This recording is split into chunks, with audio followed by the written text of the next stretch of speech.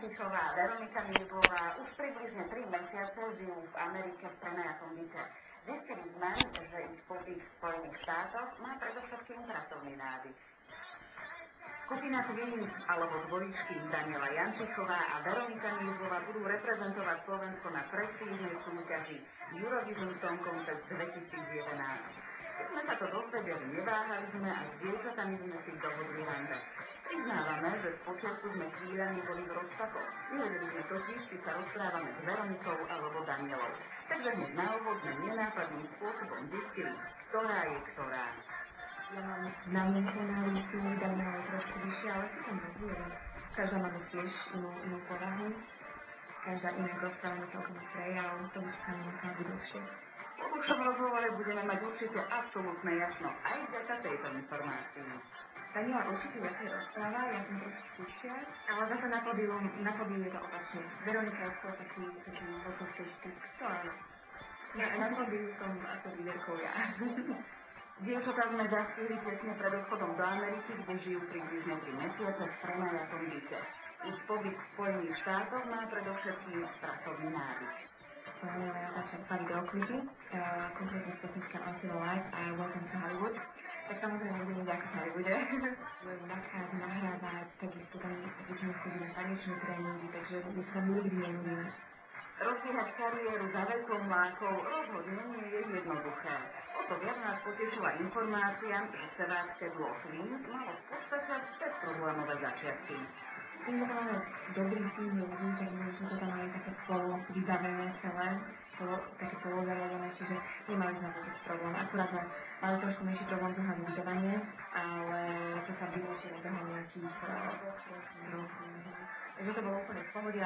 Nabehli sme do štúdia, na tréningy a už všetko už bolo zabehnuté. Hej, ale samozrejme bolo aj čas na oddych, napríklad sme stihli pobehať na Venice Beach, Laguna Beach, Sarkadol, Palm Springs. To, že speváčky majú aj voľné dni, sme predpokladali. Poďme to ale podrobnejšie rozobrať. Čo teda robia, keď nepracujú? Väčšinu času trávime na bazéne, keďže je tam dobré počasie, alebo tak samozrejme potom telka, internet, alebo dokonca chodíme, neviem, či to môžeme na to ako veľmi čakávacie, áno, tak chodíme do fitka každý deň. Potom varíme slovenské špeciality, lebo nám strašne chýba slovenská, česká kuchyňa, to už zbožňujeme, to milujeme. A tam to nie je. Ktorým slovenským jedlom ohúrili domáci? Trošky to tam nedajú spraviť, pretože tam nedohnať rýžu, ale paprikáš. Ale tak to nie je asi na slovenské dokonca maďarské.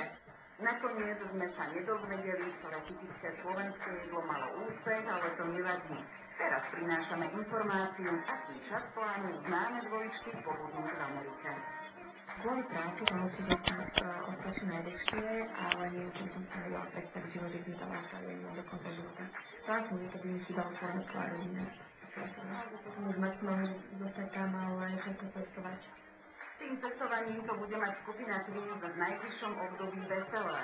Na 100% už čoskoro vycestujú napríklad do nemeckého Düsseldorfu na Eurovision Song Contest 2011.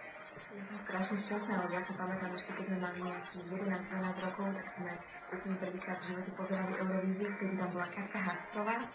Som chodila pred telkou a som si raz tak hovorila. A ja tam chcem niekedy spievať, tak v podstate sa nám vysnil taký sen. Určite budeme makať na celej show, ako to bude vyzerať. Dávame to celé zase dokopy, chceli by sme tam mať 3 vokalistov a z toho jeden, aby bol klavirista a diktonista. Takže určite by sme chceli mať takú nejakú pyrotechnickú show, ale už v semifinále. Budeme na tým pracovať. Našim manažerom pre Európu je Jaro Slávič, čiže on teraz dáva dokopy systémy program, ktoré krajiny navštívime a budeme tam robiť promo.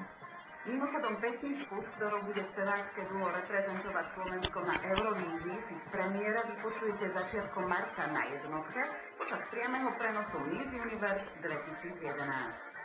Je to pesnička Until Life a aj to také trošku pomalšia pesnička, to pomalšie tempo.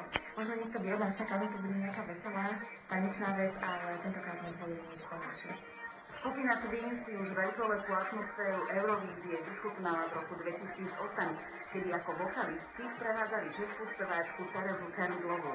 Tento rok budú dievčatá zastupovať Slovensko a vyzerá to tak, že vo finále Eurosongu nebudú jediné dvojičky. Slovensko a Írsko idú také dvaja chalani, dvojičky volajú sa Jazz Boys, tak som veľmi zvedavá, ja si myslím, že to asi bude prvýkrát v histórii Eurovízie, že tam budú dvojičky. Lebo možno asi naposledy dvojičky tam boli možno niekedy v 80 rokoch a teraz tam budú mať dvoje. Skupine Twins želáme veľa šťastia a hlavne nech im to čo najlepšie spieva.